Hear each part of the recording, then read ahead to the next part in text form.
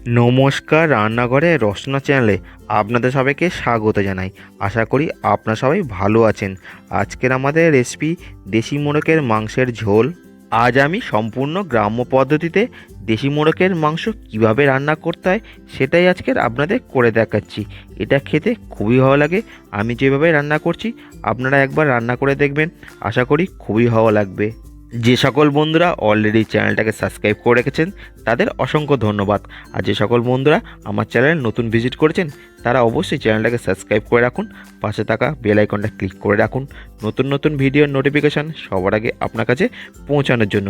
আর বন্ধুরা, ভিডিওটা স্কিপ না করে সম্পূর্ণটা দেখতে থাকুন।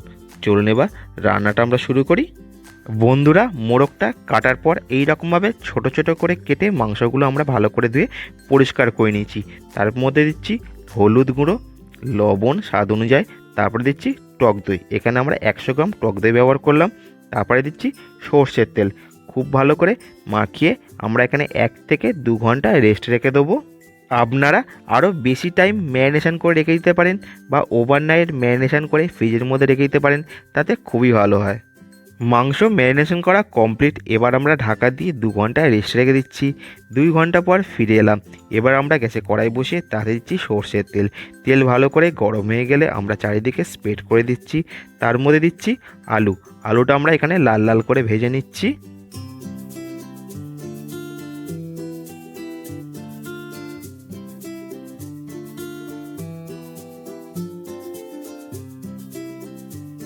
আলু 5 মিনিট ভাজা হয়ে গেল।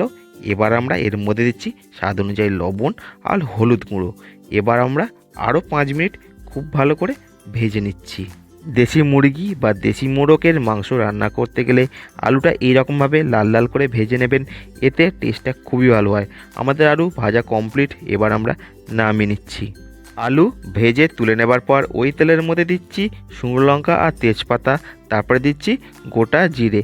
30 সেকেন্ড একটু নাড়াচাড়া করে নেবার পর আমরা দিচ্ছি এখানে 1 চামচ রসুন বাটা। গ্যাসের ফ্লেম মিডিয়াম টু লো করে 2 মিনিট খুব ভালো করে রসুনটা আমরা কষিয়ে নিচ্ছি, যাতে রসুনের কাঁচা গন্ধটা চলে যায়। রসুনের কাঁচা গন্ধটা চলে গেছে খুব ভালো করে ভাজার পর আমরা এখানে দিচ্ছি পেঁয়াজ কুচি। আমরা এখানে বড় সাইজের 2খানা পেঁয়াজ কেটে ইউজ করলাম, অর্থাৎ এখানে আমরা 250 গ্রাম পেঁয়াজ ব্যবহার করছি। এখানে গ্যাসের ফ্লেম মিডিয়াম টু হাই করে পেঁয়াজটা আমাদের খুব ভালো করে ভেজে নিতে হবে। এবার আমরা এর মধ্যে দিলাম অল্প একটু লবণ, যাতে পেঁয়াজটা খুব তাড়াতাড়ি নরম হয়ে যায়। তারপরে আমরা পেঁয়াজটা আবার কষাতে থাকলাম। পেঁয়াজ আমাদের খুব ভালো করে কষানো কমপ্লিট। এবার আমরা এর মধ্যে দিচ্ছি 2 চামচ আদা পেস্ট আর 1 চামচ কাঁচা লঙ্কা পেস্ট। সমস্ত কিছু আরও 2 থেকে 3 মিনিট কষিয়ে নিচ্ছি গ্যাসের ফ্লেম মিডিয়াম টু লো করে। মশলা কষানো আমাদের কমপ্লিট। এবার আমরা গ্যাসের ফ্লেম লো করে এইভাবে রেখে দিয়ে তারপরে একটা বাটির মধ্যে নিচ্ছি 1.5 চামচ হলুদ গুঁড়ো। এবার নিচ্ছি 1 চামচ কাশ্মীরি লঙ্কার গুঁড়ো। এবার নিচ্ছি 1 চামচ ধনে গুঁড়ো, 1/2 চামচ জিরে গুঁড়ো। তারপরে নিলাম অল্প একটু গোলমরিচ গুঁড়ো আর গরম মশলা গুঁড়ো। সমস্ত কিছু অল্প একটু জল দিয়ে ভালো করে গুলে একটা পেস্ট তৈরি করে নিচ্ছি। গুঁড়ো মশলা এইভাবে জল দিয়ে গুলে পেস্ট তৈরি করে কড়াইয়ের মধ্যে দিলে আর পুড়ে যাওয়ার ভয় থাকে না। আমাদের মশলাটা গোলা কমপ্লিট হয়ে গেল। এবার আমরা কড়াইয়ের মধ্যে যে মশলাটা কষাচ্ছিলাম আর একটু নাড়াচাড়া করে দিচ্ছি। তারপরে আমরা এর মধ্যে দিচ্ছি অল্প একটু চিনি দেওয়ার পর যে মশলাটা গুললাম সেটা এখানে দিয়ে দিচ্ছি। এবার এখানে গ্যাসের ফ্লেম মিডিয়াম টু লো করে খুব ভালো করে মশলাটা আমরা কষিয়ে নিচ্ছি মিনিমাম 5 থেকে 6 মিনিট ধরে।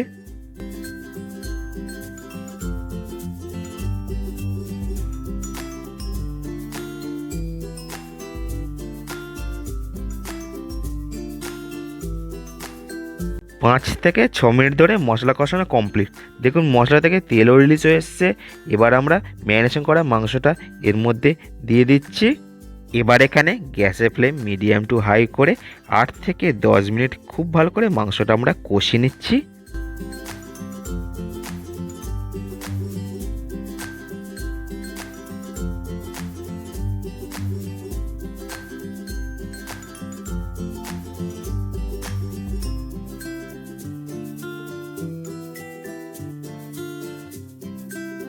10 মিনিট কষানো কমপ্লিট হয়ে গেলে এখানে দিচ্ছি স্বাদ অনুযায়ী লবণ দিয়ে খুব ভালো করে আমরা মিশিয়ে নিচ্ছি। তারপরে এর মধ্যে দিচ্ছি ভেজে রাখা আলু দিয়ে আমরা সমস্ত কিছু খুব ভালো করে কষিয়ে নেব আরও 10 থেকে 12 মিনিট গ্যাসের ফ্লেম মিডিয়াম টু হাই করে। এই দেশি মোরগের মাংস আপনারা যত ভালো করে কষিয়ে রান্না করবেন তার ততটাই টেস্ট হবে, ঠিক আমি যেভাবে করছি। 10 থেকে 12 মিনিট ধরে মাংসটা খুব ভালো করে কষানো আমাদের কমপ্লিট। দেখুন মাংসের কালারটা কতটা ডার্ক হয়ে গেছে আর মাংসটা ড্রাই হয়ে এসছে। এবার আমরা এর মধ্যে দেবো জল। এখানে আমরা গরম জল ব্যবহার করলাম। দেশি মোরগের মাংস সিদ্ধ হতে একটু টাইম লাগে, তাই জন্য জলের পরিমাণটাও একটু বেশি লাগবে। এখানে আমরা 600 থেকে 700 মিলি জল ব্যবহার করলাম। এখানে গ্যাসের ফ্লেম লো করে আমরা 20 থেকে 25 মিনিটের জন্য ঢাকা দিয়ে রাখলাম। 25 মিনিট পরে ফিরে এলাম। দেখুন আমাদের মাংসটা দেখতে কতটা সুন্দর হয়েছে। এবার আমরা এর মধ্যে দিচ্ছি গরম মশলা গুঁড়ো, তারপরে দিচ্ছি ধনেপাতা কুচি। সমস্ত কিছু খুব ভালো করে মিশিয়ে আরও 5 মিনিট গ্যাসের ফ্লেম মিডিয়াম করে ফুটিয়ে নিলে আমাদের মাংসটা কমপ্লিট হয়ে যাবে। চলুন এবার নামিয়ে গরম গরম ভাতের সঙ্গে দেশি মোরগের মাংস সার্ভ করি। এই দেশি মোরগের মাংসের রেসিপি আপনাদের কেমন লাগলো? ভালো লাগলে অবশ্যই একটা লাইক করে দেবেন। বন্ধুবান্ধব আত্মীয় স্বজনের মধ্যে বেশি বেশি করে শেয়ার করবেন। আর বাড়িতে অবশ্যই একবার ট্রাই করে দেখবেন, কেমন হলো আমাকে কমেন্ট করে জানাবেন। আর আমার চ্যানেলে এই রকম রেসিপির ভিডিও দেখতে গেলে চ্যানেলটাকে অবশ্যই সাবস্ক্রাইব করে রাখুন, পাশে থাকা বেল আইকনটা ক্লিক করে রাখুন নতুন নতুন ভিডিওর নোটিফিকেশান সবার আগে আপনার কাছে পৌঁছানোর জন্য। আর বন্ধুরা, আপনাদের একটা সাবস্ক্রাইব আমাদের অনেক মোটিভেট করে এই রকম ভিডিও তৈরি করার জন্য। তো প্লিজ চ্যানেলটাকে সাবস্ক্রাইব করে দিয়ে আমাদের পাশে থাকুন।